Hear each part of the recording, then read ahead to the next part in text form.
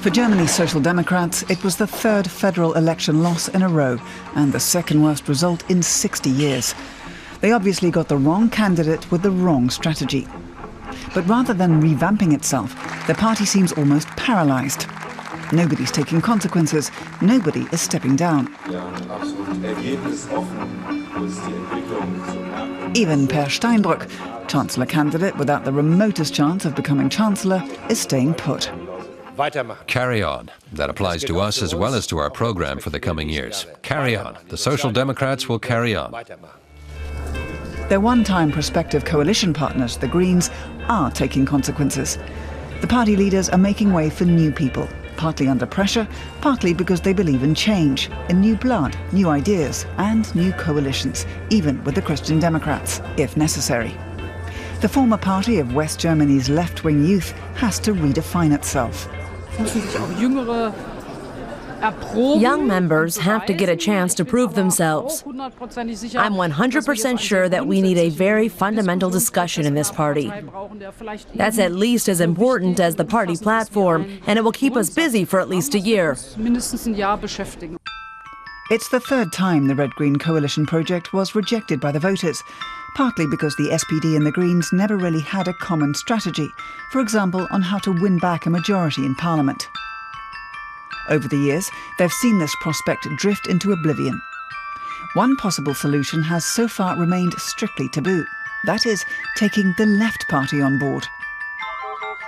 In the German parliament, we have a left-wing majority. The left camp has a majority of 8 MPs, so why shouldn't we be talking about it? In spite of the Chancellor's victory, for which I congratulate her, she might be in line for a very negative awakening. The Left Party's parliamentary group leader, Gregor Gysi, is thinking very hard about coalitions. His isolated party lost 3 percentage points since the last election and 12 direct mandates. Even so, the Left Party feels like a winner. The results leave no doubt that the SPD and the Greens have no future together without the Left Party. I think they'll learn something. I'm not saying it'll be easy to find common ground. We have our conditions. But this election showed the SPD and Greens what a huge mistake they've made, and they can't afford to repeat it. Imagine how exciting it would have been if voters had thought they had a real alternative. The Left Party is teasing, setting off on impossible conditions, daring the others to make a move. It's obvious it wants to leave its isolation and formulate new policies with the SPD and the Greens, even before a new government has been formed. We'd like to see this majority used, for example, for a nationwide legal minimum wage in Germany.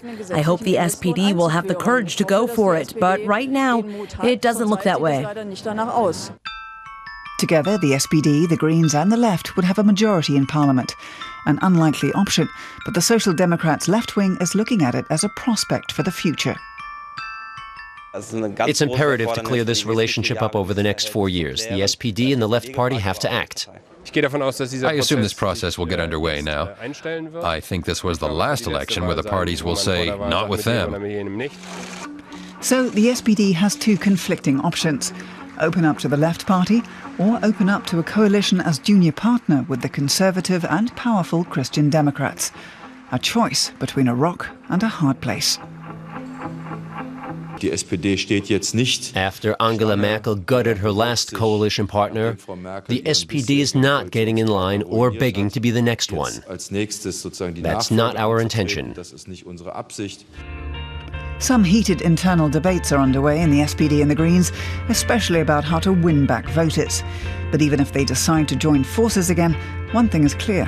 The Red-Green project of the Gerhard Schröder era is now history.